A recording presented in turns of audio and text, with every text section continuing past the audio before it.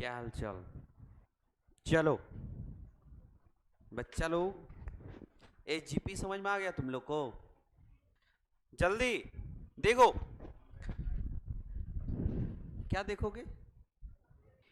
AGP human genome project, एक mega project. कैसा? Mega project. कितना साल चलने वाला? 13 साल चलने वाला। लेकिन एक बच्चा जो है उसमें बहुत लंबा था। वो कितना साल चला? तो 13 और 3 16 साल चला। वो उसको पढ़ने में लगा। ठीक है। अब बच्चा उधर से खड़ा हो जाओ। जो बच्चा लंबा था, क्रोमोसोम 1 कितना लंबा था? कितना जीन था उसमें? क्रोमोसोम 1 का बात कर रहे हैं हम, डिस्ट्रोफिन जीन का बात नहीं कर रहे हैं। देख के नहीं, तुम लोग को बोले थे कि कम से कम एक एक पॉइंट सबको याद होना चाहिए। अगर हम पूछे तो वो पता होना चाहिए कि गोल्स क्या था उसका। और दूसरा, एक गोल्स बताए थे और दूसरा क्या बताए थे? Silent feature. ठीक है। चलो गोल्स का एक पॉइंट बता बाबू, क्या गोल्स था एसजीपी का? एसजीपी का एक गोल बताओ तुम इस बार। चलो नेक्स्ट। खड़ा रहेगी तुम आज पूरा क्लास। चलो नेक्स्ट। एसजीपी का एक गोल्स बताओ तुम, कोई भी। क्या? Approximately 20 to 30,000। क्या? आ आलू, गाजर, कुछ तो बोलो उसके आगे। क्या था वो? मिठाई। क्या बाबू? 20 to 30,000 क्या जीन होना चाहिए ह्यूमन में, ये उन लोग एक अंदाजा लगाया था, यही ना? चलो सही बोल रही है या गलत? हाँ, बोल रही है कि 20 to 25 ना थाउजेंड अप्रोक्सीमेटली तुम्हारे में जीन होना चाहिए। ये साइंटिस्ट लोग एक अनुमान लगाया था। उसको क्या करना है? केवल जीन होना चाहिए थे नहीं, उसको क्या करना है हमको? एस्टिमेट करना है, पता करना है। ठीक है, पढ़ाई करना है, उसको देखना है। ये था बाबू, पूरा कंप्लीट बोलना है उसको, है ना? वो जो जीन है उसको हम लोग पता करना है, पढ़ना है। ठीक है, चलो बैठ जाओ। नेक्स्ट। तुम अब दो याद, दो बताएगी तभी बैठेगी। ठीक है। द मेक ह्यूमन डीएनए, सही बोल रही है? क्या? कौन सा टेक्नोलॉजी? Transfer related? ये क्या होता है ट्रांसफर रिलेटेड? बस तुम लाइन याद करके बोल रही है बाबू। ठीक है, लाइन का मतलब भी समझाना है। समझाओ किसी को, समझाओ, मेरे को ही समझाओ। केवल लाइन याद नहीं करना है, हम लाइन का मतलब भी समझाए थे तुम लोग को। क्यों समझाए थे? एनसीईआरटी से निकाल के हम तो बोल देते सीधा कि तुम लोग एनसीईआरटी का पढ़ लो लाइन, वो तो कोई भी याद कर लेगा। एक एबीसीडी जो सीख लिया बच्चा वो लोग भी याद कर लेगा। लेकिन हम लाइन का मतलब यहाँ निकाल करके बताए थे, इसीलिए था कि तुम लोग को मतलब समझ में आए उसका, है ना? तो क्या मतलब था उसका? जो तुम लाइन बोल रही है उसको समझाना है। जो जो लाइन को बोलेगा वो लाइन को उसको समझाना होगा। ठीक है। पहला पॉइंट क्या आया? आइडेंटिफाई द, ठीक है, सबको याद रहेगा। दूसरा पॉइंट क्या बोली? कितना? 3 बिलियन, है ना? दूसरा पॉइंट ये आया। चलो अभी तक 2 पॉइंट आया है। चलो तुम बताओ तीसरा पॉइंट। वो दोनों तो सिंपल था, वो समझाने लायक नहीं था, वो तो सिंपल बात बोला है। तीसरा क्या? अच्छा, ये अपना लाइन चेंज कर दी, वो समझ में नहीं आया, हम लाइन चेंज कर रहे हैं हम। अब दूसरा पॉइंट बोलेंगे, store the information in database. ठीक है, डेटाबेस में। चलो बढ़िया है, समझाओ इसको। अरे क्या है इसका मतलब? कहां स्टोर करना? डेटाबेस क्या होता है? डेटाबेस क्या होता है तुम्हारा बताओ? जहां पे इंफॉर्मेशन को स्टोर करते हैं। डेटाबेस का मतलब क्या होता है? अरे किसी भी गाने को, मूवी को तुम एक फाइल बना के रखते हो अपना फोन में, रखते हो कि नहीं? तुम्हारे में फाइल होता है फोन में कि इसमें ये गाना है या इसमें ये वाला तुम्हारा पीडीएफ है, एक फाइल बना हुआ है, उसको डेटाबेस बोलते हैं। समझ में आया? तो डीएनए को उसी तरह से फाइल बना करके कंप्यूटर में सेव करना या स्टोर रखना को क्या बोलेंगे हम लोग? डेटाबेस। जोर से बोलो, पूरे क्लास को सुनाई देना चाहिए। मेरा पर्पस ये है कि तुम लोग को लाइन याद रहे, इसलिए तुम लोग को बुलवा रहे हैं, ठीक है? तो सबको ही सुनेगा तो लाइन याद रहेगा। 3 पॉइंट अभी सबको हो गया, ठीक है? हम रैंडमली किसी को भी पूछेंगे वो 3 पॉइंट क्या था। चलो चलो, सबको सुनाई दिया? क्या बोली? Improve tools for data analysis ना? क्या है इसका मतलब बाबू बताओ तुम?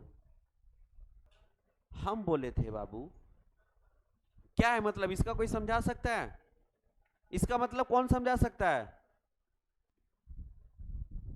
ये जो बोली improve tools for data analysis, इस लाइन का मतलब कौन समझा सकता है? अरे कोई तो समझाओ, चलो समझाओ।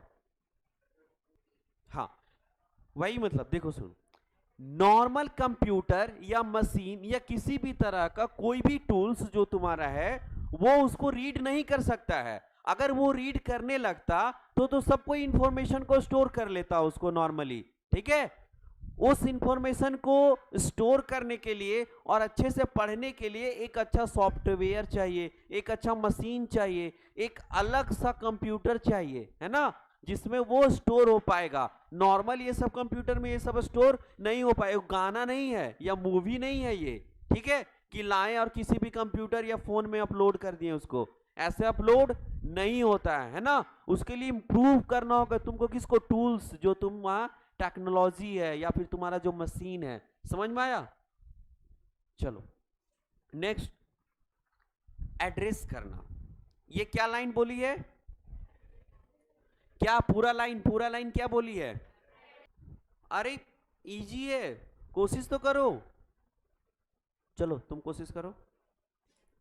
कल समझाए थे ना जी, समझाए थे ना इसको, बताओ। हाँ, अरे यार तुम एब्सेंट था ना, वेरी गुड, बहुत अच्छा। तुम्हारा जो एक्सक्यूज है ना, क्यों एब्सेंट था? कोई बोला था एब्सेंट होने के लिए तुमको? यही तो दिक्कत होता है ना। एचजीपी मतलब तुमको समझ नहीं आया होगा क्या चीज है। Very good. हम कुछ बोले थे कि मजाक मजाक में नहीं करना है एब्सेंट तुम लोग को किसी भी तरह से, क्योंकि ये चैप्टर कम से कम अच्छे से पढ़ लो, पूरा लिंक है एक दूसरे से। और ये जो लास्ट का पढ़ा रहे हैं ना, अभी डीएनए फिंगरप्रिंटिंग स्टार्ट करेंगे अभी, और एचजीपी जो है, और एक डीएनए रेगुलेशन मतलब जीन रेगुलेशन, ये हमेशा कभी ना क्वेश्चन आता ही आता है, ठीक है? हाँ, भले तुम अगर बोर्ड के बेसिस पे यहाँ पढ़ रहे हो तो अलग बात है, तो ठीक है, कोई दिक्कत नहीं है। इसको अगर ना भी पढ़ो उतना तो कोई दिक्कत नहीं है, लेकिन अगर नीट बेसिस पे पढ़ रहे हो तो उधर पढ़ो ना पढ़ो उतना, लेकिन ये तीनों हमेशा पढ़ के जाना होता है। इसलिए क्योंकि इस पे कोई ध्यान नहीं देता है, और इससे क्वेश्चन आता है हमेशा, हर साल एक क्वेश्चन डाल ही देता है तुम्हारा। चलो लास्ट लाइन का मतलब देखो क्या था? एड्रेस करना। पहले साइंटिस्ट लोग बैठ करके बात कर रहा आपस में कि हम लोग जो है एड्रेस करेंगे, मतलब पता करेंगे कि हम लोग को जो डीएनए सीक्वेंस जो कर रहे हैं, जो मेगा प्रोजेक्ट चलाने जा रहे हैं हम लोग, उसमें किसी भी तरह का किसी के साथ अन्याय ना हो, ठीक है? किसी भी तरह का सोशल इशू ना हो कि किसी का हम लोग बिना मर्जी का डीएनए सीक्वेंस कर दिए, है ना? बिना मर्जी का किसी का सीक्वेंस नहीं करना है, और किसी को इससे दिक्कत नहीं होना चाहिए। अगर हम उसका डेटा एनालिसिस कर दिए, अगर उसका इंफॉर्मेशन हम ले लिए और इसका डीएनए का सीक्वेंस कर दिए, इसका मतलब ये नहीं कि इसका सीक्वेंस को हम पूरा दुनिया में बांटते चलेंगे, है ना? इसका सीक्वेंस को हमारे पास सीक्रेट होना चाहिए। क्या होना चाहिए? सीक्रेट होना चाहिए ना। किसी भी इथिकल इशू का मतलब होता है कि किसी का मान हानि नहीं होना चाहिए, है ना। मानहानि का केस समझते हो? मानहानि का केस करता है लोग, ठीक है। मानहानि का केस का मतलब देखो, जैसे अभी एक एग्जांपल लेते हैं, साउंड सिस्टम, डीजे सिस्टम। अभी तुम्हारा गवर्नमेंट जो है हजारीबाग या कहीं भी 10 बजे के बाद बजाना नहीं है, ठीक है।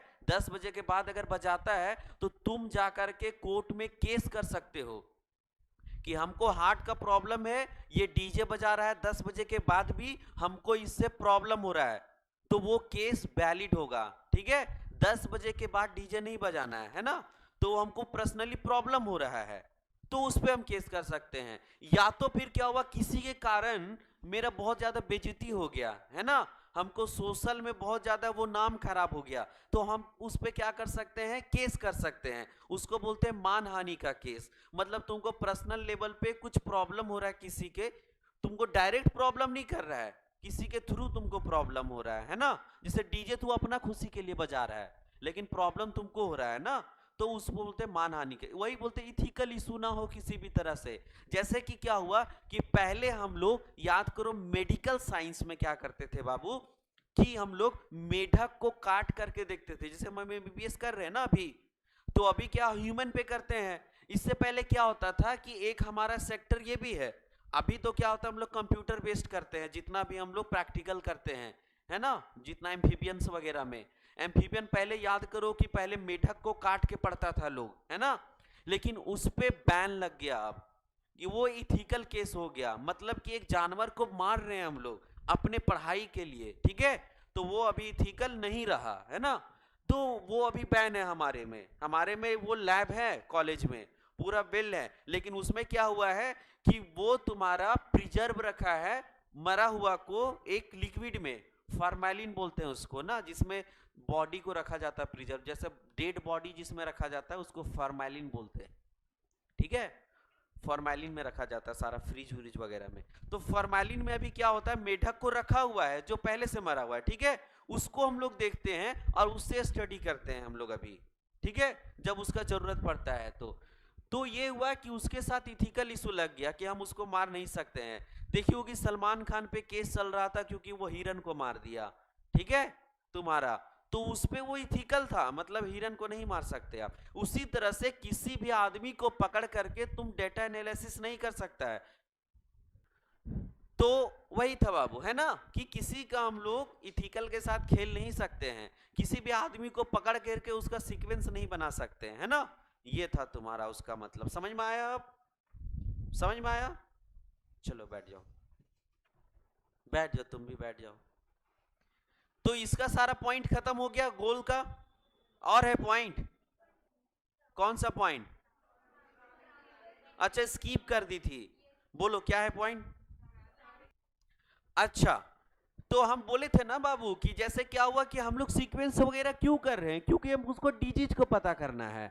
डिजीज है, किसी भी तरह के एब्नॉर्मलिटीज है ना, कुछ दिक्कत हो गया है, क्रोमोसोमल देखती है कि बच्चा में पहले से क्रोमोसोमल दिक्कत होता है, कि वो तुम्हारा क्या हुआ कि डाउन सिंड्रोम हो गया, क्लिफेंटन सिंड्रोम हो गया, बहुत सारा का टर्नर सिंड्रोम है ना, पेटाउ सिंड्रोम है, ये बहुत तरह का सिंड्रोम होता है जो बच्चा को जन्म से पहले से होता है, मतलब कि तुम्हारा एम्ब्रियो स्टेट से ही होता है ना। तो क्या हुआ कि उसको हम लोग पता कर सकते हैं, अगर ये सीक्वेंस पता चल जाए तो पहले ही हम लोग पता कर लेंगे, है ना, जन्म से पहले कि उसको क्या डिजीज होने वाला है, ठीक है। तो उसको कब करेंगे? जब हम इसको इंडस्ट्री में भेजेंगे इंफॉर्मेशन को किसी में, क्योंकि हमारा काम था केवल सीक्वेंस को पता करना, है ना। अब किसी और को नॉलेज होगा डिजीज वाला, तो वो अपना देखेगा, है ना, अपना अपना ग्रुप है, तो अदर सेक्टर्स में इसको क्या करना होगा, ट्रांसफर करना होगा, है ना, ताकि हम लोग उसको डेटा एनालिसिस करके वो तुम्हारा क्योर कर सके, जिसके लिए हम लोग इंफॉर्मेशन कलेक्ट कर रहे हैं, है ना, उसका यूज हो पाए। तभी ना जब हम लोग अदर इंडस्ट्री में उसको भेजेंगे, अदर इंडस्ट्री को ट्रांसफर करेंगे। समझ आया? अब कोई लाइन भूलेगा? लाइन का मतलब समझा लोगे ना आप, क्या है कि इस लाइन का मतलब, ठीक है। थोड़ा सा तुम लोग को चैलेंजिंग बता देते हैं, चैलेंजिंग वाला तुम ही लोग पढ़ो, कोई लाइन पढ़ो तो, चैलेंजिंग वाला जोर से पढ़ो तो तुम। सब कोई देखेगा एनसीईआरटी। चलो पढ़ो पढ़ो पढ़ो, जल्दी जल्दी, टाइम नहीं बाबू। क्या हुआ? कोई भी पढ़ो एक जो थोड़ा बोल्डली पढ़ सकती है। देखो इसमें ना एप्लीकेशन एंड फ्यूचर चैलेंजेस, इसमें यही बताया है तुम लोग को कि बहुत सारा साइंटिस्ट लोग मिलकर के क्या एक मीनिंगफुल सीक्वेंस पता करने का कोशिश किया ना। मीनिंगफुल सीक्वेंस, ऐसा नहीं कि बस सीक्वेंस पता करके छोड़ दिए, मीनिंगफुल होना चाहिए। मतलब कि जो सीक्वेंस आप पता किए हैं उसका मीनिंग बताना होगा आपको कि ये सीक्वेंस में AGTC है, AGTC रिपीट हो रहा है, या फिर ऊपर T है या C है या G है। एक हम बोल दे यहां तुम लोग को कि सुनो ना, एक ये सीक्वेंस है, मीनिंगफुल है क्या? कुछ दिख रहा है तुम लोगों को सीक्वेंस है? कुछ नहीं ना। मीनिंगफुल तब होगा जब हम इसको बताएंगे कि G है, C है, T है, A है, U है, G है। अब मीनिंगफुल तब होगा जब ये पता चल गया तो हम लोग AUG से क्या मिथ्योनिन नहीं पता कर लेंगे? तो इसको बोलते हैं मीनिंगफुल। यानी कि आप जो AGP चला रहे हैं, आप जो मेगा प्रोजेक्ट करेंगे वो एक मीनिंगफुल होना चाहिए, है ना। और ये बहुत बड़ा चैलेंज था बाबू, अपने आप में समझो कितना बड़ा चैलेंज है कि अगर तुम्हारा सीक्वेंस को हम पता कर ले तो कुछ भी कर सकते हैं, रिवॉल्यूशन ला सकते हैं पूरा वर्ल्ड में। ठीक है, बताए ना, तुम्हारा हाथ बना सकते हैं, तुम्हारा डिजीज को पता कर सकते हैं, उसको जन्म से पहले क्योर कर देंगे तुम्हारा डिजीज को। ठीक है, तो ये बहुत बड़ा अपने में चैलेंज था तुम्हारा। एक नया अप्रोच था बायोलॉजिकल रिसर्च में। ठीक है, एक अलग तरह का अप्रोच, वही बताने का कोशिश किया है। DNA मैपिंग इसमें नहीं बताया है। चलो ठीक है, मेरे को लगा था मैपिंग बताएगा लेकिन नहीं बताया है। चलो देखो, अब आते हैं हम लोग बाबू, आज खत्म करते हैं हम लोग DNA फिंगरप्रिंटिंग, है ना। DNA फिंगरप्रिंटिंग नाम सुनकर क्या लग रहा है? फिंगरप्रिंटिंग। तो फिंगर समझ में आ रहा होगा, नाम ही में लिखा हुआ है फिंगर प्रिंटिंग, मतलब फिंगर का जो प्रिंट देते हैं हम लोग, प्रिंट लगाते हैं ना, तो उससे नाम पता चल रहा है। लेकिन उससे पहले ये पता करना है तुमको कि DNA फिंगरप्रिंटिंग का केवल ये मतलब नहीं होता है कि हम यहाँ वो लगाते हैं ना, धब्बा लगा दिए, ठीक है, तो मतलब ये फिंगरप्रिंटिंग इसमें आ गया, तो इसका मतलब ये नहीं होता है केवल। ठीक है, DNA फिंगरप्रिंटिंग का दूसरा नाम है DNA प्रोफाइलिंग। क्या नाम है? प्रोफाइलिंग। ठीक है, मतलब अब समझ में आएगा अच्छे से। DNA प्रोफाइलिंग का मतलब होता है, प्रोफाइल समझते हो, किसी का प्रोफाइल पिक्चर समझते हो, हम लोग इंस्टा चलाते हैं ना, तो उसका बोलते हैं उसका प्रोफाइल क्या है, उसका प्रोफाइल पिक्चर क्या था, यही ना। तो किसी को भी अगर हम लोग ऐसे पर्सनली नहीं जानते हैं, सामने से नहीं मिलते हैं, तो अगर हमको इंस्टा से खोजना है तो कैसे पता करते हैं? प्रोफाइल पिक्चर से, प्रोफाइल फोटो देख के पता करते हैं ना। यानी कि ये मतलब हुआ बाबू यहाँ पे कि जो DNA होगा किसी का, वो किसी के स्पेसिफिक होगा, है ना। हर किसी के लिए वो पता करना है कि इसमें स्पेसिफिक क्या है, इस लड़की को हम कैसे पहचानेंगे DNA फिंगरप्रिंटिंग से, है ना। DNA फिंगरप्रिंटिंग करने का मतलब कि हम इसको कैसे पहचानेंगे फिंगरप्रिंटिंग करके। सबका तुम्हारा फिंगरप्रिंट लिया जाता है, क्योंकि पूरे वर्ल्ड में चले जाओ चेहरा सेम हो सकता है, लेकिन ये कभी फिंगरप्रिंटिंग अलग मतलब सेम नहीं हो सकता है, पूरे वर्ल्ड में कहीं भी चले जाओ, है ना। इसीलिए जब भी क्राइम होता है ना, तो तुम्हारा साइन से ज्यादा इंपॉर्टेंस रखता है कि अगर फिंगरप्रिंटिंग कहीं भी गलती से छूट गया, चाहे भी कैसे भी छूट जाए, किसी सामान को छुए हो तुम, अगर हम इसको भी टच करते हैं ना तो मेरा फिंगरप्रिंटिंग यहाँ लग चुका है ना। अगर कोई चाहिए फोरेंसिक डिपार्टमेंट चाहे तो इसको क्या कर सकता है, मेरा फिंगरप्रिंटिंग को यहाँ से निकाल सकता है। हम पेन को छुए बाबू, तो इसमें बहुत सारा फिंगरप्रिंटिंग मेरा आया हुआ है ना। हम स्क्रीन को छू रहे हैं तो यहाँ भी मेरा फिंगरप्रिंटिंग है, मतलब कि छूने के बाद वो फोरेंसिक साइंस तुम्हारा जो है कहीं से भी एक्सट्रैक्ट कर सकता है तुम्हारा फिंगरप्रिंटिंग, और वो जो फिंगरप्रिंटिंग होगा ना वो तुम्हारा और किसी भी से मैच नहीं करेगा, चाहे कुछ भी हो जाए। तुम्हारा अपना सगा, तुम्हारा जुड़वा भाई क्यों नहीं है, उससे तुम्हारा मैच नहीं करता है ना, तुम्हारा फिंगरप्रिंटिंग। एक केवल एक ही केस में जो होता है वो सेम होता है, उसमें डीएनए फिंगरप्रिंटिंग से हम लोग पता नहीं कर पाते हैं, और वो होता है मोनोजाइगोटिक ट्विंस। मोनोजाइगोटिक ट्विंस का मतलब होता है कि एक जाइगोट बना था फर्टिलाइजेशन होकर के बाबू, है ना, और ये क्या हो गया, आधा हो गया, एक अलग बच्चा बन गया और एक अलग बच्चा बन गया एक ही जाइगोट से। तो इस केस में क्या हुआ कि अगर तुम फिंगरप्रिंटिंग भी करोगे, ठीक है, तो इसका और इसका क्या हो जाएगा, सेम हो जाएगा, है ना। तो एक जगह पे हमारा फिंगरप्रिंटिंग भी वैलिड नहीं है, बाकी सब जगह पे तुम जुड़वा भाई हो, केवल मोनोजाइगोटिक नहीं होना चाहिए, डाइजाइगोटिक होना चाहिए, है ना, तब तुम्हारा क्या होगा, तुम्हारा फिंगरप्रिंटिंग अलग होगा, और ऐसे तो अलग होगा ही सबसे, ठीक है। तो सबसे पहले हम लोग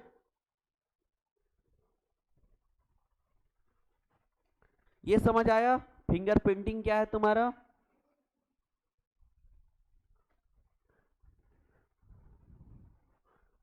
इसको ढूंढना कौन था, थोड़ा सा हम लोग हिस्ट्री लिख लेते हैं ना।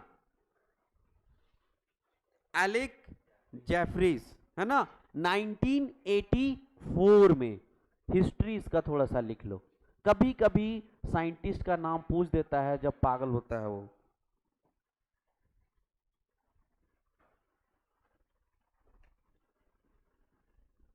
एलेक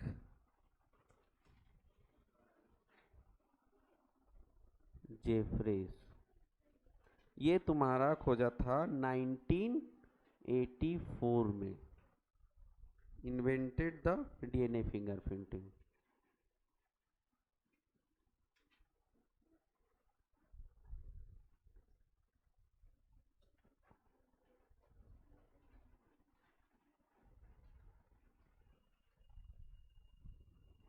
दूसरा, ये तो तुम्हारा फॉरेनर था ना, एक हमारा इंडियन साइंटिस्ट जो था, पूछता है कि इंडियन साइंटिस्ट जो तुम्हारा डीएनए फिंगरप्रिंटिंग को इन्वेंट किया था, तुम्हारा डॉक्टर वीके, कौन, doctor V K Kashyap.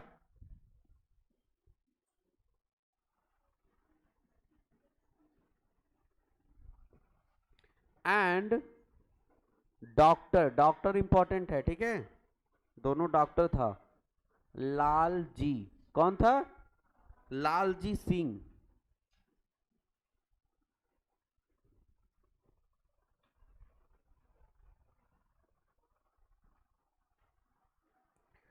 Started the DNA fingerprinting technology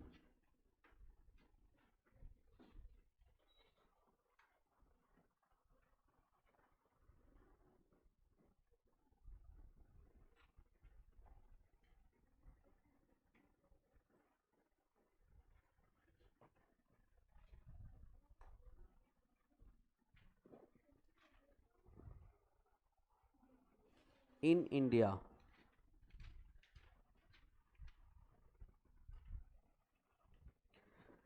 अगर हम लोग पूछेगा कभी नीट में कि फादर ऑफ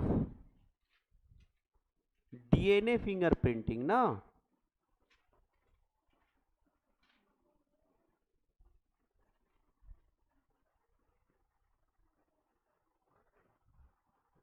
ये है तुम्हारा एलेक, ये बता रहे हैं सर, रुकिए, कहां पे बाबू, ये हिस्ट्री, हिस्ट्री, हिस्ट्री, HISTORY, है ना। थोड़ा सा डॉक्टर वाला स्पेलिंग लिख देते हैं, कभी कभी भूल जाते हैं।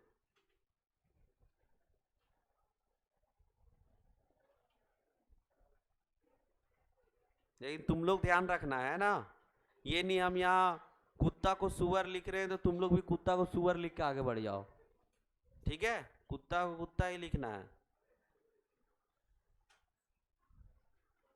उसमें लगे तो अपना सुधार लेना, है ना,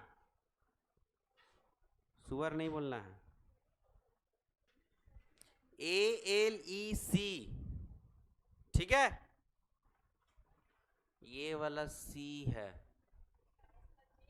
JEFFREYS,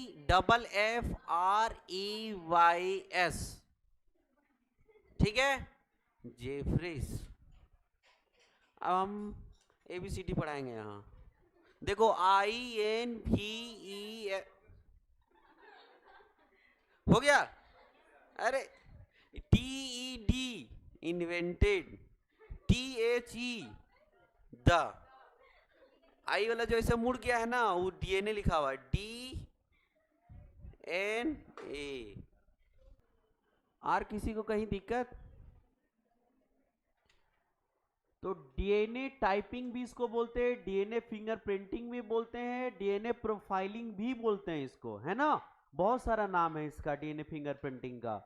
DNA फिंगरप्रिंटिंग का मतलब क्या हुआ तुम्हारा, किसी भी क्या क्राइम सीन से पता करना, किसी का प्रोफाइलिंग करना, डीएनए का प्रोफाइलिंग करना। डीएनए का प्रोफाइलिंग करने का मतलब किसी के इंडिविजुअल यूनिटी को पता करना, ठीक है, आइडेंटिटी को पता करना ना, कि तुम्हारा आइडेंटिटी एक्चुअल में क्या है, ठीक है।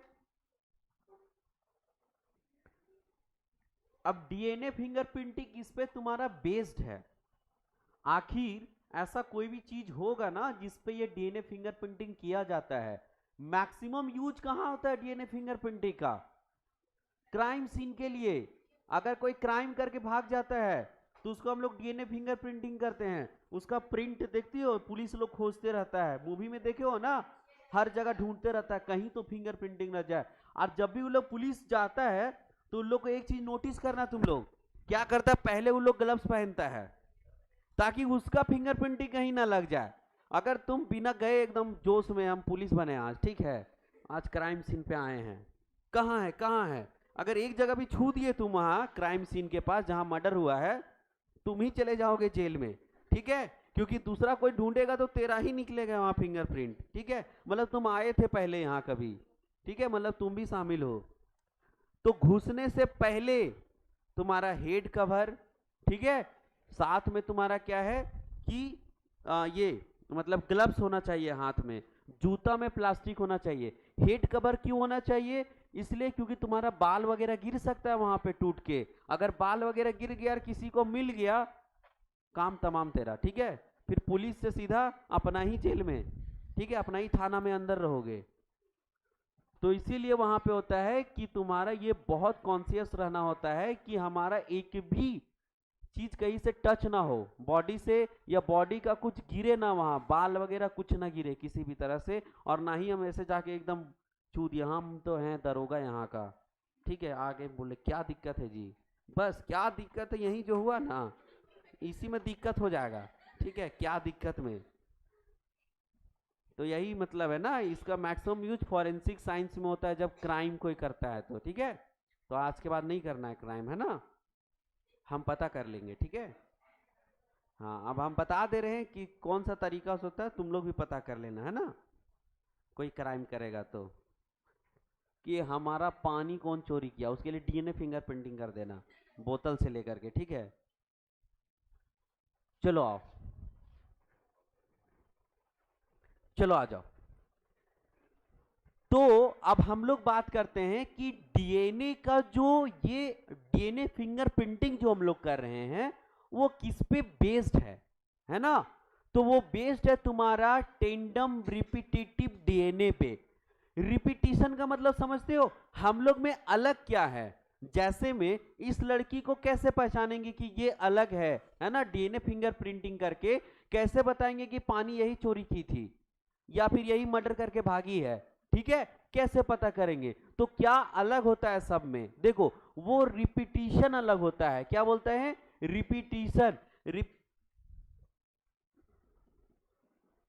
रिपीटिशन मतलब क्या होता है बाबू, देखो जैसे कि हमारा AGCT है, सपोज करो, फिर से होगा AGCT,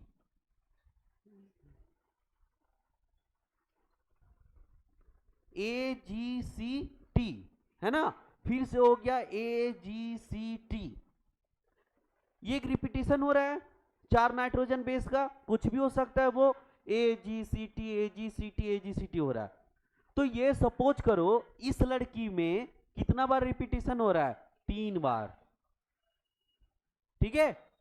लेकिन हम अपना डीएनए प्रोफाइलिंग किए, हम अपना डीएनए फिंगरप्रिंटिंग किए, तो हमारे में AGCT AGCT कितना बार हुआ, 2 बार। मतलब हम इससे अलग हैं, हम हैं, ये है, ठीक है।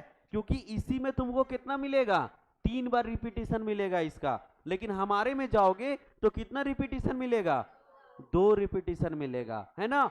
तो रिपीटिशन का डिफरेंस होता है, अगर तुम्हारे में 10 है तो तुम्हारे में ही 10 है, तुम्हारा बगल वाला में जरूर या तो 11 होगा, या तो 9 होगा, या तो 8 होगा। समझ रहे हो, ये रिपीटेशन अलग अलग होता है तुम्हारा, रिपीटिटिव बेसिस पे हम लोग किसी का डीएनए फिंगरप्रिंटिंग करते हैं, ठीक है। समझ में आ रहा दीपक, है ना, पक्का ना, नहीं समझ आया तो हम है ही ना,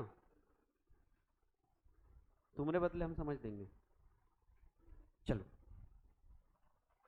लेबर लगाएंगे हम लोग पढ़ने के लिए। चलो अब नेक्स्ट पॉइंट जो तुम्हारा था, रिपीटिटिव डीएनए टेंडेंट रिपीट जिसको बोलते हैं।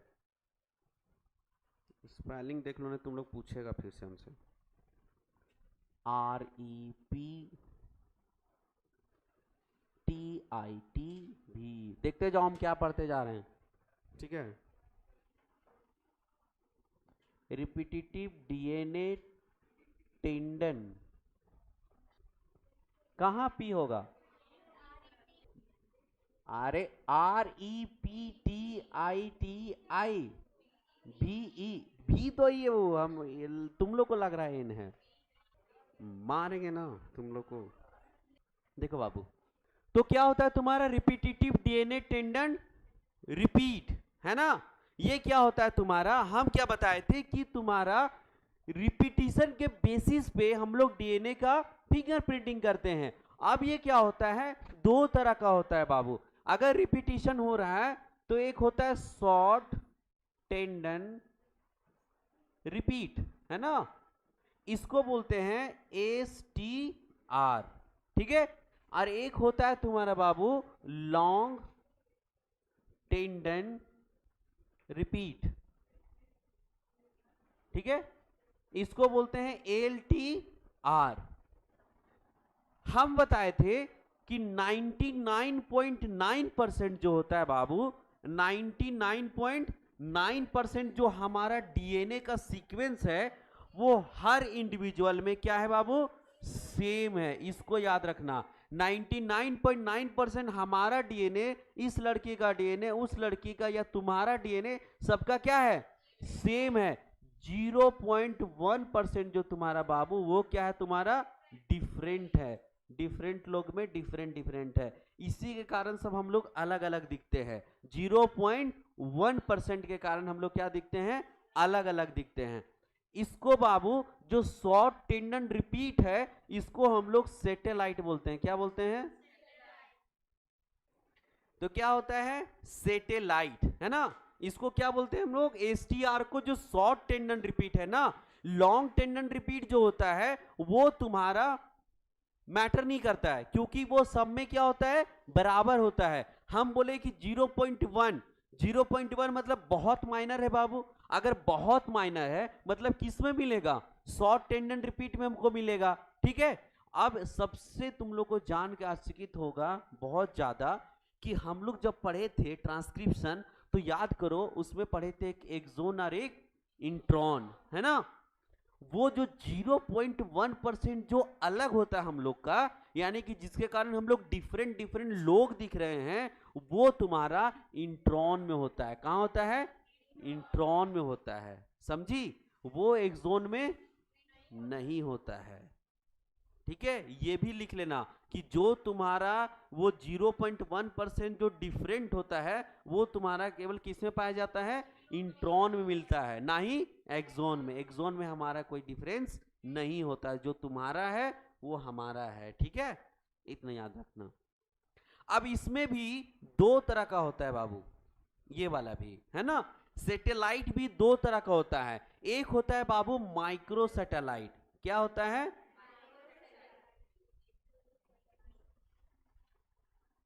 और एक होता है बाबू तुम्हारा मिनी सैटेलाइट ना।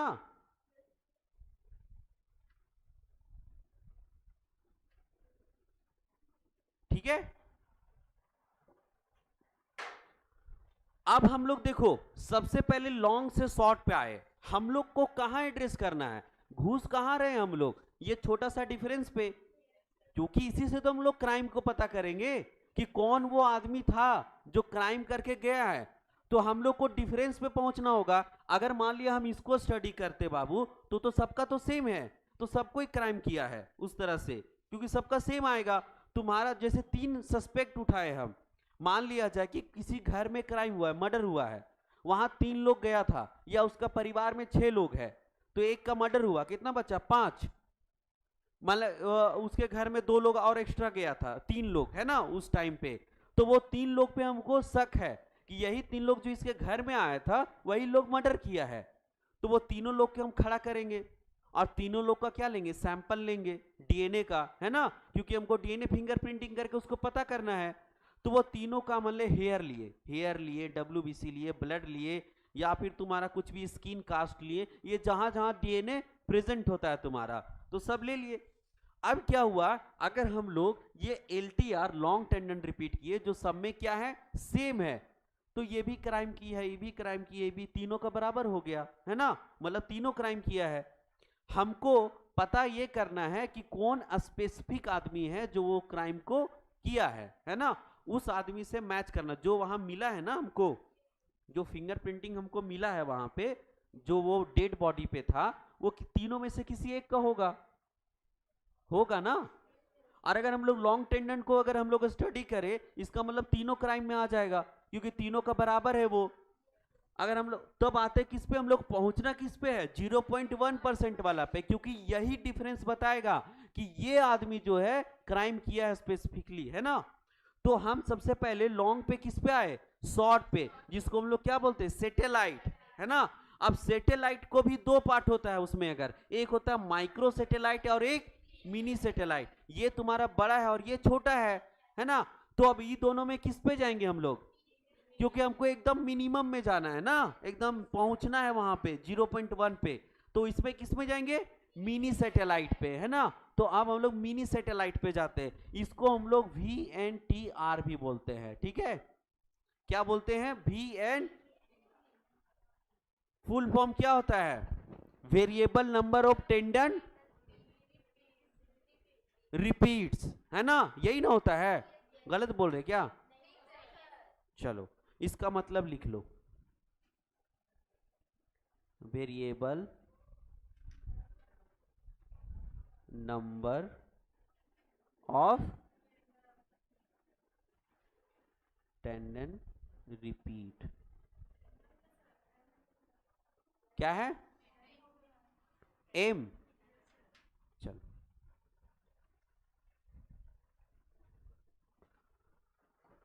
चलो इतना लिखो, समझ में आया हम लोग मिनी सैटेलाइट पे क्यों जा रहे हैं। पहले 2 सीक्वेंस देखे, एक लंबा रिपीट हो रहा था बहुत बार, वो सब में बराबर होता है, कुछ ऐसा सीक्वेंस होगा जो स्पेसिफिक तुम्हारे में ही रिपीट होगा सिर्फ, या हमारे में ही, उसको बोलते हैं शॉर्ट टेंडन रिपीट, और उसका दूसरा नाम सैटेलाइट।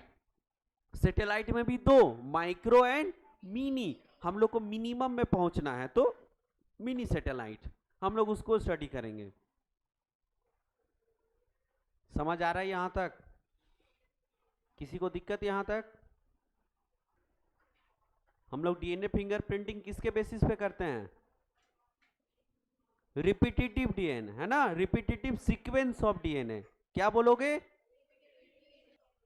हाँ ये याद रखना। आगे बढ़े बाबू, चलो आगे आते हैं जल्दी।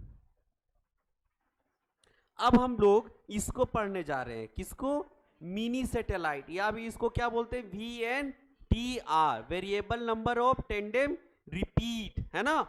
अब हम लोग बताए ना कि हम लोग कहां घुसना है, एकदम 0.1 पे घुसना है, एकदम मिनिमम में जाना है, उसका शॉर्ट लेंथ पे जाना है, एकदम जहां पे हमको पता चल जाएगा कि एक्चुअल में इंडिविजुअल टू इंडिविजुअल ये क्राइम की है या फिर ये क्राइम किया है।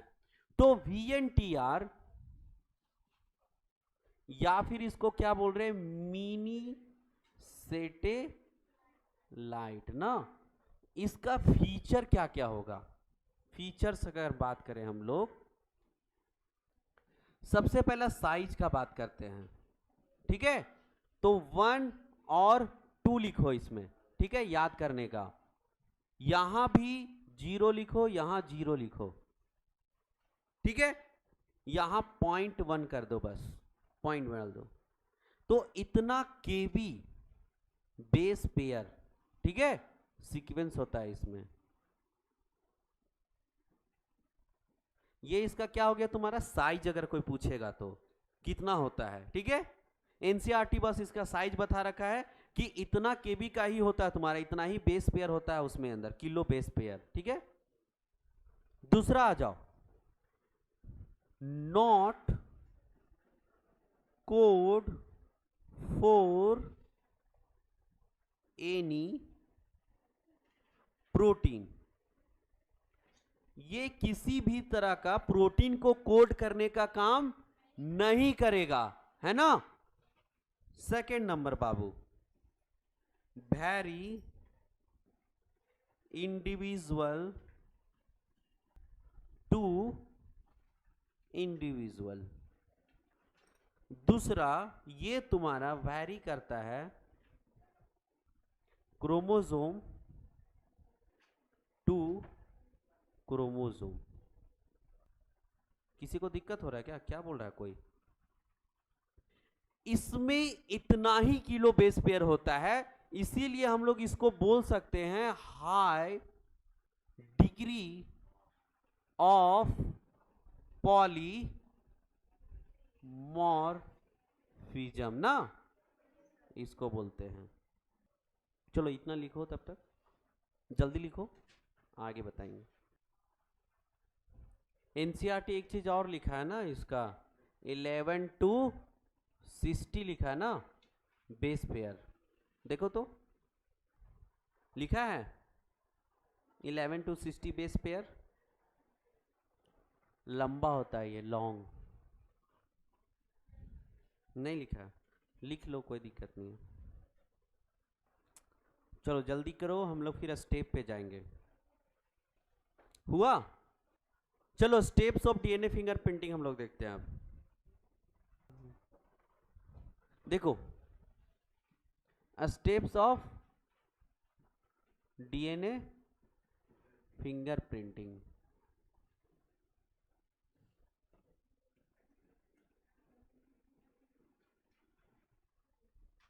सबसे पहला बाबू, पहला स्टेप होता है आइसोलेशन, आइसोलेशन ऑफ डीएनए, पहला स्टेप है तुम्हारा, ठीक है।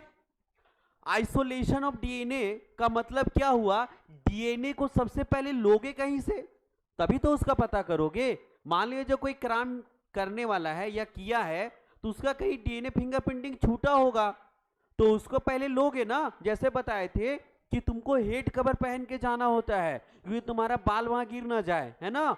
तो तुम्हारा क्या होता है कि उससे क्या होगा, तुम्हारा डीएनए फिंगरप्रिंटिंग हुआ तुम्हारा बाल से, तो तुम क्राइम पे सस्पेक्टेड निकल जाओगे, है ना। पुलिस खुद फंस जाएगा उसमें, ठीक है, कि तुम्हारा बाल कहां से आया, जबकि बेचारा का उसी समय गिरा था, है ना, वो फंस जाएगा। तो हम लोग सबसे पहले आइसोलेशन ऑफ डीएनए कहां से करेंगे, ठीक है, फ्रॉम, कहां कहां से हम लोग कर सकते हैं। तो सबसे पहला हेयर रूट, ये जो हमारा हेयर होता है ना, जब इसको कबाड़ोगे तो जो उसका एंड होता है ना, उसको रूट बोलते हैं। जो तुम्हारा बाल जैसे जिससे लगा रहता है बॉडी से, उस पार्ट को हम लोग क्या बोलते हैं, रूट बोलते हैं। उसमें डीएनए होता है, ठीक है। अगर कोई पूछे तो बताना हेयर रूट, हेयर मत बताना, बोलना डीएनए सबसे अच्छा कहां से मिलेगा हम लोग को, तो हेयर रूट से या रूट ऑफ हेयर से, ठीक है, ये बोल सकते हो। दूसरा, सीमेन से भी हम लोग पता कर सकते हैं, उसमें भी तुम्हारा डीएनए होता है ना। वेजाइनल फ्लूइड, इसमें भी जब रेप उप का केस होता है तब उसमें हम लोग यूज करते हैं, है ना। या फिर स्किन, क्या, चलो ठीक है, ठीक कर दिए। अभी भी नहीं दिख रहा होगा ना? नहीं नहीं नहीं, पता चला इस पे, ठीक है। यहां पे लिख सकते हो almost all body part contains DNA.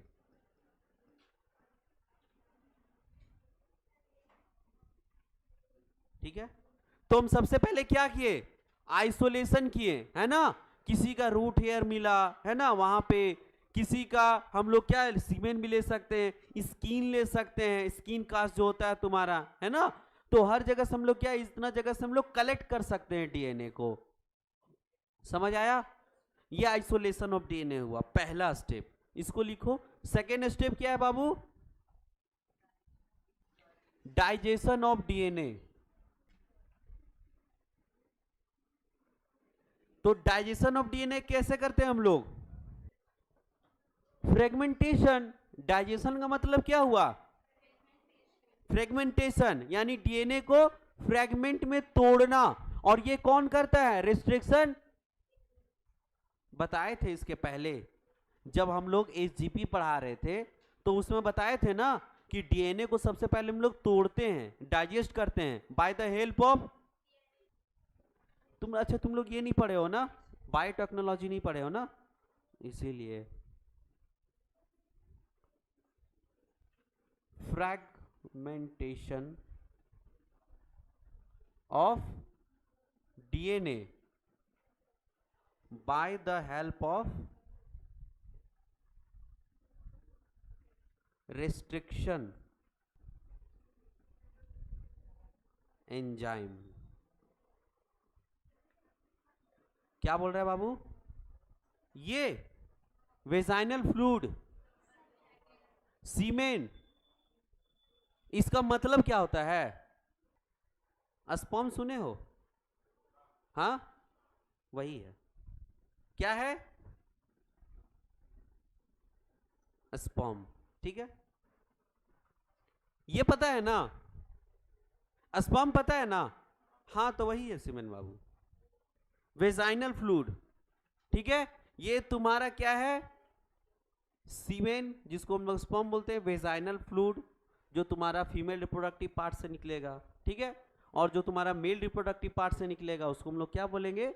सीमेन, जिसको स्पर्म बोलते हैं, ठीक है। समझ आया? देखो बाबू, इसमें क्या करेंगे ना, जो ऐसे ऐसे लंबा लंबा मेरा डीएनए रहेगा, है ना, ये लंबा लंबा, इसको हम लोग रिस्ट्रिक्शन एंजाइम से ऐसे काट देंगे, है ना, ऐसे फ्रेगमेंट में चेंज कर देंगे। और रिस्ट्रिक्शन यहां पे जो होगा एंजाइम वो होगा एंडोन्यूक्लियस। कौन होगा? एक होता है एंडोन्यूक्लियस, दो तरह का रिस्ट्रिक्शन एंजाइम होता है, एक होता है एंडोन्यूक्लियस और एक होता है एक्सोन्यूक्लियस। एंडोन्यूक्लियस मतलब अंदर घुस करके काटना, और एक्सोन्यूक्लियस मतलब कि दोनों साइड साइड से काटना ना, ऐसे ऐसे काटते जाएगा। लेकिन एंडोन्यूक्लियस अगर तुम डालोगे तो सीधा बीच से काटना स्टार्ट करेगा, है ना, घुस करके पूरा काट देगा नीचे। समझ में आया इतना दूर? पहला स्टेप क्या करेंगे? आइसोलेशन ऑफ, मतलब डीएनए को उठाएंगे कहीं से, क्राइम सीन से ना, जहां भी जैसे भी मिल जाए हमको डीएनए को उठाएं, और जो डीएनए आया पहले उसको हम लोग काटे छुरी लेकर के, है ना, निकाले छुरी, cut cut cut cut cut काट दिए उसको पूरा एकदम छोटा छोटा टुकड़ा में डीएनए को, चलो काट दिए, उसी को हम लोग डाइजेशन बोलते हैं। डाइजेशन मतलब क्या? छोटा छोटा टुकड़ा में काटना किसी चीज को, है ना। सुरेंद्र, समझ में आ रहा है तुमको? इसको आइसोलेशन ऑफ डीएनए का मतलब होता है, आइसोलेशन का मतलब होता है कहीं से लेना। जैसे कि तुम 11 से 12 में चला गया बाबू, है ना, तो तुमसे हम 11 वाला बुक ले लिए, मतलब आइसोलेट कर लिए, है ना, तुम्हारा बुक को। तो यहां मतलब ये है डीएनए फिंगरप्रिंटिंग, मतलब कि तुम मर्डर करने गया था, कहीं गया था क्या? नहीं, नहीं गया था तू, गया था किसी घर में मर्डर करने के लिए, ठीक है, कोई तुमको दोस्त है बहुत बेइज्जती किया, बोला आज तो इसको मार के आएंगे, तुम गया मार के आ गया, लेकिन मारने के टाइम तुम्हारा या तो बाल गिर गया एक, ठीक है, या स्किन का कोई पार्ट रह गया, या तो तुम्हारा फिंगर वहां तुम मारा होगा तो कुछ छुआ होगा ना जी, उसका घर में कुछ तो छुआ होगा, उसका टच किया होगा। तो क्या हुआ कि हम गए, पुलिस हैं हम, ठीक है, हम उस घर में गए तो सबसे पहले देखे मर्डर हो गया है, तो अब उसके आसपास हम ढूंढेंगे ऐसा कुछ है जो तुम छोड़ के गया जिससे तुमको पकड़ेंगे कि तुम ही मर्डर किया है ना।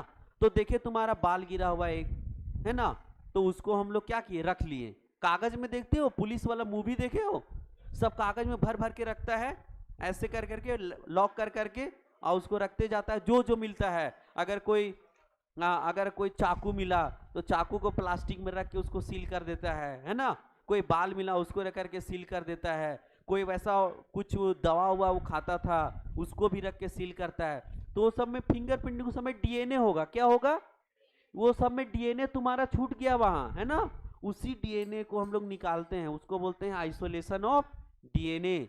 उसके बाद क्या करेंगे, उस डीएनए जो तुमको मिला है उसको लैब में लाएंगे, है ना, लैब में ला करके और उसको तोड़ेंगे, पहले डीएनए को तोड़ दिए।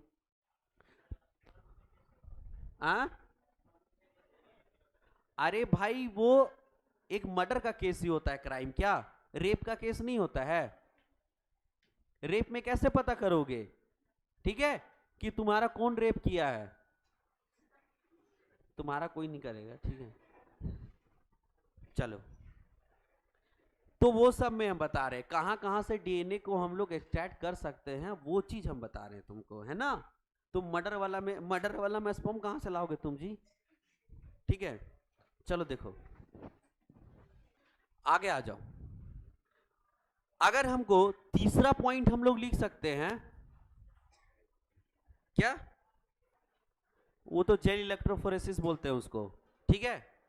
चलो उससे पहले हम लोग एक पॉइंट और ऐड कर रहे हैं, ठीक है, लेकिन ये तुम्हारा कभी कभी दे देता है नीट वाला, लेकिन अपने से याद रखना कि जो हम लोग को फ्रैगमेंट बना है, याद करो वो सैंपल एक तरह का ना, तो उसको हमको क्या करना, बहुत सारा कॉपी बना लेना है, ठीक है। जब तक उसको कॉपी नहीं बनाएंगे हम, तो अगर मान लिया जाए कि किसी तरह से वेस्ट हो गया वो, तो फिर तो क्राइम साइन पे तो दूसरा नहीं मिलेगा। एक वो गलती से बेचारा का एक बाल गिरा था वही मिला हमको, अगर वो गलती से कहीं खो गया तो फिर मिलेगा क्या, दोबारा नहीं मिलेगा, तो दोबारा उसको पकड़ नहीं पाएंगे कि कौन मर्डर करके भागा है ना। तो उसके लिए क्या होगा, उस डीएनए को हमको बहुत सारा कॉपीज बना लेना होगा पहले, है ना। अब वो किससे बनाते हैं, पीसीआर, जिसको बोलते हैं पॉलीमरेज चेन रिएक्शन। इससे हमको लिख सकते हैं एम्प्लीफिकेशन ऑफ डीएनए फ्रैगमेंट, है ना, ये एक लिख लो, ये भी जरूरी होता है। अब होता है separation of DNA. Separation of DNA कैसे करते हैं बाबू, तो इस स्टेप का नाम है जेल इलेक्ट्रोफोरेसिस। क्या नाम है, जेल फोरेसिस। देखो होता क्या है, तुम क्राइम साइट पे गए, कहां गए, सीएस मतलब लिख लेना, नहीं तो ये भी पूछेगा, क्राइम साइट, है ना। वहां पे जो डीएनए उठाए तुम बाबू, उसका रिपीटिशन जो है वो है 100 बार। जो सीक्वेंस रिपीट कर रहा था ना, हम लोग देखे थे ना, रिपीट कर रहा था, वेरिएबल नंबर ऑफ टेंडेंट रिपीट, है ना, तो वो कितना कर रहा था, 100। अब हमको 3 आदमी पे शक है, वीरेंद्र पे, सुरेंद्र पे और जिस पे है शक, है ना, 3 आदमी पे हमको शक है। तो एक ए है, बी है, सी है, ये 3 आदमी पे हमको शक है जो कि तुम्हारा क्या किया है, वहां पे मर्डर किया होगा, है ना। तो एक का मान लिया जाए कि 50 होगा, एक का मान लिया जाए कि 150 होगा, एक का होगा कि 100 होगा, मतलब सी वाला किया है। अभी हमको नहीं पता, अभी तो ये ब्लाइंड है ना, अभी हम देखे कहाँ है करके, मतलब हम एग्जाम्पल उठा रहे हैं ना, मतलब अभी तुमको पता नहीं है, बस अब फ्यूचर में पता चलेगा जब ये कंप्लीट करोगे डीएनए फिंगरप्रिंटिंग, ठीक है। ये 3 क्राइम उठाए हैं, तो हमको अभी से हमको दिख रहा है कि सी वाला ही चोर है ना, वही किया है मर्डर। चलो, तो इसमें क्या होता है बाबू, ऐसे एक जेल इलेक्ट्रोफोरेसिस होता है, ठीक है। इसमें क्या होता है कि कुआं होता है, तो हम लोग को उतना कुआं यूज करेंगे जितना हम लोग सस्पेक्ट उठाए हैं, है ना। ये हो गया तुम्हारा क्राइम साइट वाला, है ना। ये हो गया ए और ये हो गया बी, ये हो गया सी। यहां रहता है कुआं, कितना रहता है, 4 कुआं है। एक कुआं में वहां जो क्राइम साइट पे मिला है तुमको डीएनए, उसको डाले हम लोग, है ना। यहां एक आदमी जिसपे हमको शक था उसका वाला डाले, यहां दूसरा आदमी वाला डाले, और यहां तीसरा आदमी वाला डाले, ठीक है। और ये रहता है बाबू दलदल, क्या रहता है, दलदल समझते हो, समझते ही होगे। यहां पे रहता है एग्रोज जेल, क्या रहता है, एग्रोज जेल, है ना। क्या रहता है, एग्रोज जेल। अब बताओ, जो दलदल है यहां पे पूरा, ये दलदल से भरा हुआ है ये, ठीक है। अब किसी को तुम अगर दलदल में दौड़ने बोलोगे तो ज्यादा दूर कौन जा पाएगा, अरे जो छोटा है वो जल्दी फुदक फुदक के निकल जाएगा, लेकिन जो बेचारा लंबा है, जो भारी है, जो मोटा है, वहीं दब जाएगा, वहीं घुस जाएगा, ठीक है। तो दलदल में कौन, छोटा वाला आगे निकलेगा ना, समझ रहे हो बात को, और बड़ा वाला पीछे ही फंस के रह जाएगा। तो ये होता है एग्रोज जेल इलेक्ट्रोफोरेसिस में। हम लोग देखते हैं कि मान लिया जाए कि ये कितना था, 100 था बाबू, ए वाला कितना है 50, बी वाला कितना है 150, और ये सी वाला कितना है 100, है ना।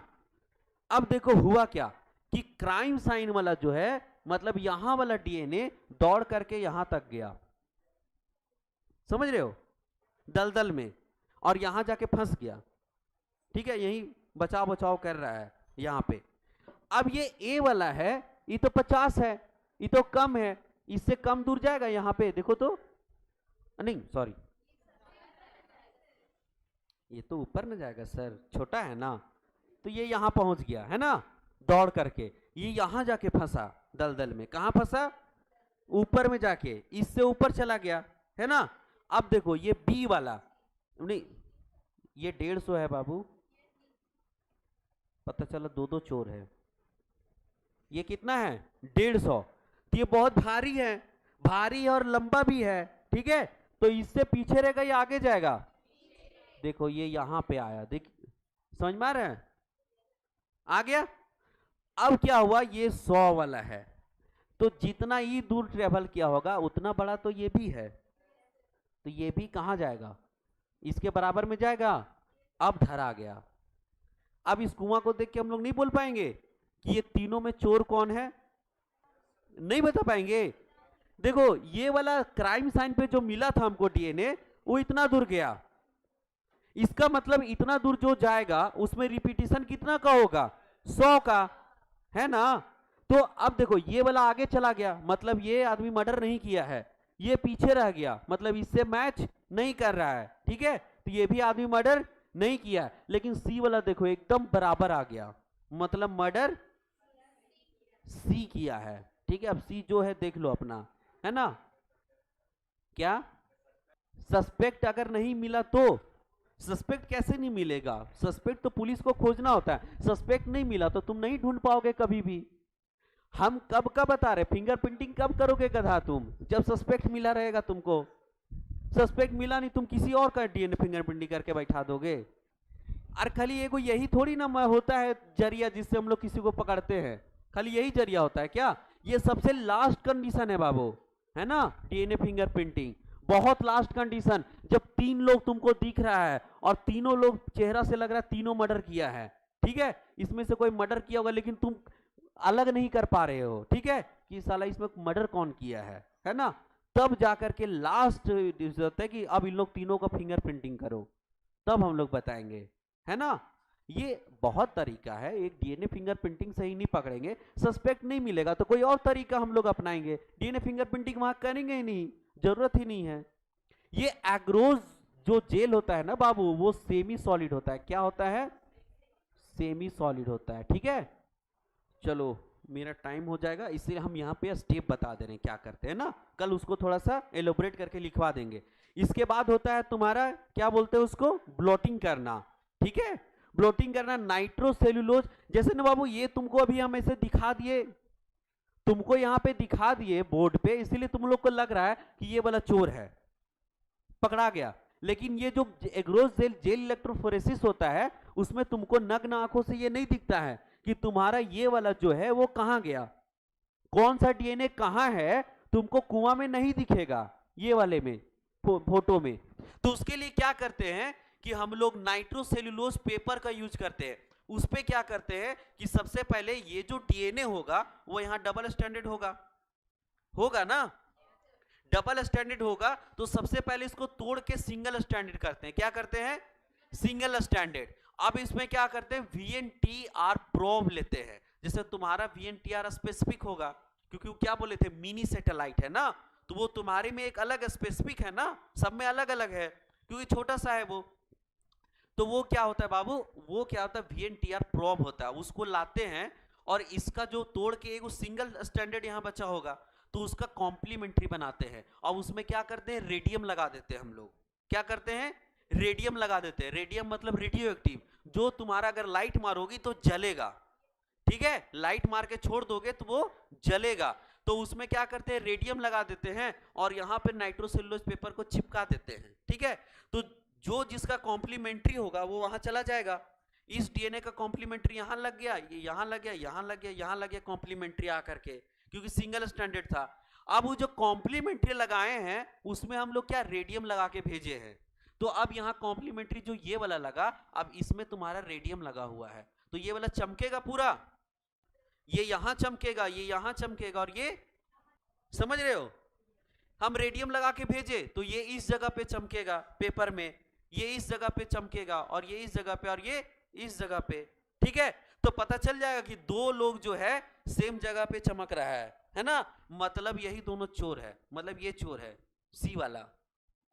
समझ में आया, इसको ब्लोटिंग बोलते हैं और बाद में नाइट्रोसेल्यूलोज पेपर पे उसको डालते हैं। लास्ट में ऑटो रेडियोग्राफी करते हैं। ठीक है, ऑटो रेडियोग्राफी से हम लोग क्या करते हैं, रेडियोग्राफी करके उसको हम लोग एग्जैक्ट देखते हैं, उसमें सस्पेक्ट करते हैं बहुत सारा। ठीक है, ये तुम्हारा था पूरा डीएनए फिंगरप्रिंटिंग का स्टेप, है ना।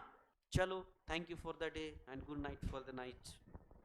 कल इसको और अच्छे से थोड़ा सा बता देंगे ना, थोड़ा सा बचा है, 10 मिनट का क्लास है ये तुम्हारा पूरा, प्रिंसिपल ऑफ इनहेरिटेंस जो भी है, मॉलिक्यूलर बेसिस ऑफ इनहेरिटेंस। ठीक है, ये तुम्हारा केवल 15-20 मिनट का क्लास बचा है। अच्छा चलो ठीक है, तो इवोल्यूशन शुरू कर लेंगे। ठीक है।